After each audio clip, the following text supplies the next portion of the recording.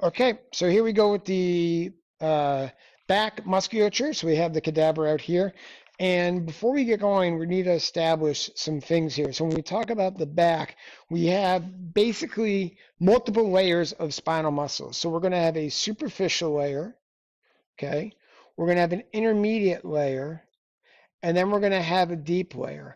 And then this deep layer is going to be further divided into a superficial, an intermediate, and a deep layer. So keep that in mind as we go through, that we are going to have a superficial layer, which is on, I'll just make a note right here.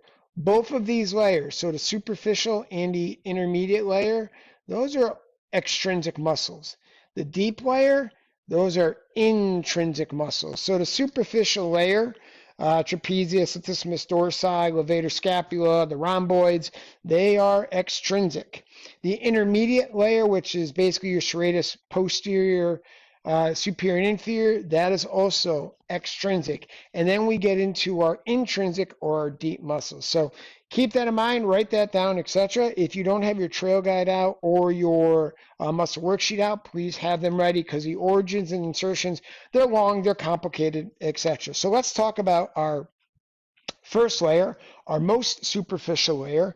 We can palpate this layer fairly easily. At least we can palpate most of these muscles. And we'll talk more about these muscles when we get to the upper extremity because they are extrinsic. So they're going to be going to the upper limb. So I'm just going to sort of highlight them and then we will move on. So we got trapezius right here.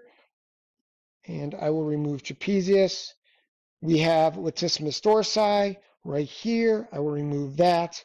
We have the rhomboid muscles. So we have rhomboid major right there. We have rhomboid minor right there. And they are both going to remove. And we have levator scapulae right there. So those are all superficial. Those are all extrinsic back muscles. And extrinsic meaning they start on the back, but they insert outside of the back. Then we have our intermediate. Our intermediate level is basically serratus posterior. So you have a serratus posterior inferior located here. I know you've heard of serratus anterior, but here is serratus posterior. So I'm going to get rid of him. And then we have a serratus posterior superior right there, and we'll get rid of him. So now we've gotten rid of our superficial and our intermediate back levels. Those are both extrinsic levels. And now we're with the deep back muscles, what we would call probably the true back muscles, because they are intrinsic. They are staying on the back. They start on the back and they stay on the back. Now, these intrinsic back muscles have three layers also, but I want to make note right here of this thoracolumbar fascia. There's another one on the opposite side, which I've kind of already dissected away. So this diamond-shaped fascia, very thick, very dense, huge origin base for many of these muscles. So make sure we appreciate this fascia. Some people call it an aponeurosis. It's the same idea. So that's the thoracolumbar aponeurosis or fascia.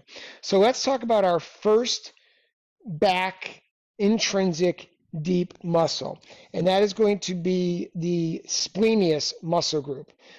Keep in mind that before I get too far that you may have further divisions within these muscles. So you'll have what's called the capitis level. That's capitis like a baseball cap. That's going to the head. You'll have a cervical level. You'll have a thoracic level, and then you'll have a lumbar level. And just to be extra confusing, not all the muscles have attachments at all of these levels. I don't have a good mnemonic for you, but that's just the bottom line. So if you see capitis, think head, cervicus, think cervical, thoracic, think thorax, lumbar, think lumbar. So I'm actually going to get rid of these so as not to confuse any of us. So let's talk about the splenius. The splenius muscle group is the most superficial of the deep. So we can just look right here. So you have splenius capitis sitting right there, going up to the head. And I am not going to go through all the origins and insertions here. It'd take too long. So please make sure that you're following along. If you need to pause the video and then review, please do. So there's splenius Capitis, and right below is Splenius cervicis, right below it. So those are our splenius muscle groups. So the splenius muscles basically take care of the head and neck. They go to the posterior head and neck area. We peel those away, and now we have our intermediate deep intrinsic muscle layer. And this is probably the muscle layer that we know the best, and that's the erector spinae. And the erector spinae is made up of 3 different muscles. I know we just keep subdividing and subdividing and subdividing, but we have 3 muscles. We have the iliocostalis, the longissimus, and the spinalis, and of those 3 muscles, they have different regions also: capitis, cervicis, thoracicis, and lumborum. So you're going to have to figure out a way to sort of keep them all in your head. But we're going to start with the most lateral one, and that's iliocostalis. Before I even highlight it, you should be able to figure out where it goes. Ilio comes from the ilium. Costalis has to go to the ribs. So there's our first one. That's iliocostalis lumborum. Going down from the ilium, comes up, and you can see how it's inserting here into the ribs. It is the most lateral of our erector spinae muscles. This is iliocostalis lumborum, and I will get rid of it. As we move up, we're going to have an iliocostalis thoracicis. Again, it is the most lateral of our 3 erector spinae. I'm just going to do this for reference. You can see the other erector spinae are right here, just for a reference point. So iliocostalis is clearly the most lateral of them. So that's iliocostalis thoracicis. I say thoracicis. I'm probably mispronouncing it, but that's okay. We're all friends here. And then iliocostalis cervicis. So again, pretty far lateral, and we will remove it. I'm just going to take and remove these scaling muscles so as not to confuse us. And I'm going to take sternocleidomastoids. Don't worry about those muscles yet. I'm just removing them to help. So that's iliocostalis.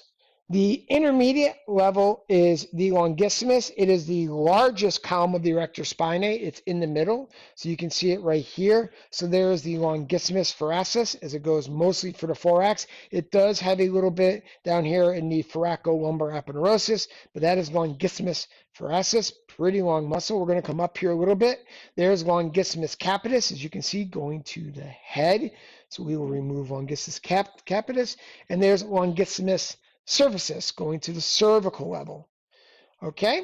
And that means our most medial is spinalis. It's the smallest of them, and obviously spinalis goes to the spine, and it attaches on our spinous processes. So that should be our spinalis. I'll start down here. Oh, there she is. Sorry. There's spinalis thoracicis going to the spinous processes, and that's it. So that is our deep intrinsic intermediate layer. Okay? Now we get to the fun one, and we get to the transverso spinalis muscle group.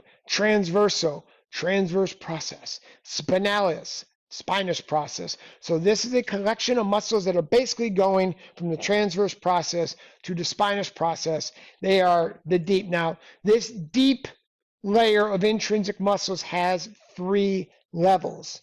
Okay, so the most superficial is that transversal spinalis group.